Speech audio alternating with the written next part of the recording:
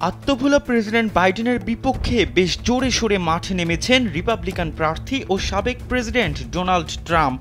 ধারণা করা হচ্ছে গাজা যুদ্ধসহ অভ্যন্তরীণ নানা ইস্যুতে চাপের মুখে থাকা বাইডেনকে সহজেই হারাতে পারবেন তিনি।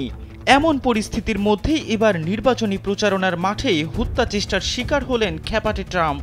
শুধু তাই নয়, একেবারে কানের কাছ দিয়ে গুলি করা হয়েছে সাবেক এ প্রেসিডেন্টকে। মার্কিন গণমাধ্যমের খবরে বলা হয়, পেনসিলভেনিয়ায় এক নির্বাচনী প্রচারণা সভায় ট্রাম্পের উপর হামলার এই ঘটনা ঘটে। এতে অল্পের জন্য রক্ষা পেলেও আহত হয়েছেন সাবেক মার্কিন প্রেসিডেন্ট, যদিও তা গুরুতর নয়। এ সময় পুলিশের গুলিতে হামলাকারী নিহত হয়েছে বলেও জানানো হয়। খালাম্মা, আমি আপনার মোবাইলে সেলফিন ইনস্টল করে দিতেছি। আপনার রেমিটেন্সের টাকা আপনি নিজেই জমা করতে পারবেন। সেলফিন, আগামীর ব্যাংকিং। চাঞ্চল্যকর এই হত্যা চেষ্টায় ট্রাম্পের এক সমর্থক নিহত হয়েছেন বলে জানিয়েছেন জেলা অ্যাটর্নি রিচার্ড গোল্ডিঞ্জার।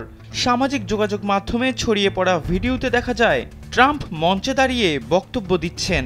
এই সময় হঠাৎ তার কান ঘেঁষে একটি গুলি চলে যায়, সঙ্গে সঙ্গে মঞ্চে বসে পড়েন তিনি। এ সময় তার সমর্থকদের চিৎকার করতে শোনা যায়। এরপর তাৎক্ষণিকভাবে সিক্রেট সার্ভিসের সদস্যরা ট্রাম্পকে দ্রুত একটি গাড়িতে তুলে নেন। এই সময় ট্রাম্পের কান ও গাল বেয়ে রক্ত পড়তেও দেখা যায়। ওই গাড়িতে তাকে প্রাথমিক চিকিৎসা দেয়া হয়। ট্রাম্পের প্রচার শিবির বলছে সাবেক মার্কিন প্রেসিডেন্টকে চিকিৎসা দেয়া হচ্ছে, তবে তার আঘাত গুরুতর নয়। প্রত্যক্ষদর্শীরা জানান, ট্রাম্প মঞ্চে ওঠার কিছুক্ষণ পরেই পাশের একটি ভবনের ছাদে উঠেন সন্দেহভাজন হামলাকারী। এ সময় তার হাতে একটি রাইফেল ছিল। ট্রাম্পের উপর হামলার ঘটনায় নিন্দা জানিয়েছেন মার্কিন প্রেসিডেন্ট জো বাইডেন। এক বিবৃতিতে তিনি জানান, পেনসিলভেনিয়ায় সহিংসতার ঘটনায় সবার নিন্দা জানানো উচিত। বাইডেন জানান, শিগগিরই তিনি ট্রাম্পের সঙ্গে কথা বলে তার খোঁজ খবর নিতে পারবেন বলে আশা করছেন। এই ধরনের ঘটনা মেনে নিতে পারেন না বলেও জানান তিনি।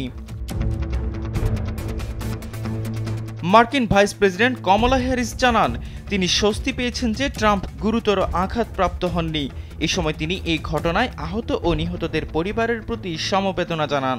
সাবেক মার্কিন প্রেসিডেন্ট বারাক ওবামা জানান, মার্কিন গণতন্ত্রে এই ধরনের সহিংসতার কোনো স্থান নেই। এহসান আব্দুল্লাহ, কালবেলা ডেস্ক।